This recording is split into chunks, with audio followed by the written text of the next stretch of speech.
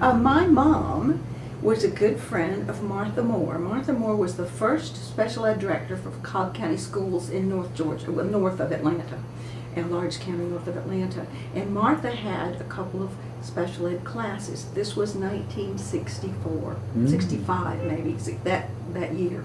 And I was a freshman in college.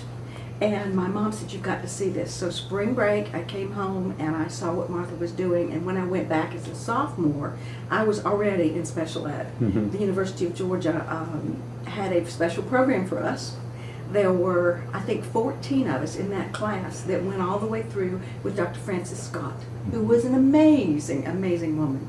She didn't think there were any good books in 1965 and 6 and 7 on special ed, so she wrote them herself and we had to take notes. Ann Turnbull was one of those people in that class. So it was quite a fun class.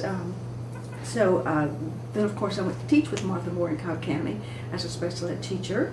Went back, got my master's at Georgia State University, and then went back to Cobb County, and then I was working on my doctorate at the University of Georgia, and I became a special ed director shortly thereafter, before finishing the dissertation.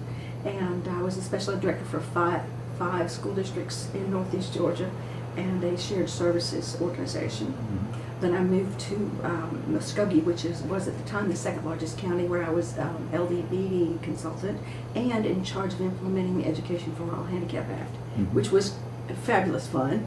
And I then was hired by the Georgia Department of Ed to do a big job, which was to make sure that the schools for, and I use this term because that's what they were called, the deaf and the blind back then, were in compliance with Education for All Handicapped Act. Those schools were Civil War era. They had been started in the 1850s and 60s. So you can imagine there was quite a big job. One of my heartstrings went out to this little child who was in Cave Spring, Georgia, which is all the way up in northwest Georgia. He was 5 years old. He'd been put on a bus in Savannah, Georgia, all the way down as far away from almost Cave Spring as you could get, and bussed up there. And the only reason was the child had a hearing disability. And I said, no.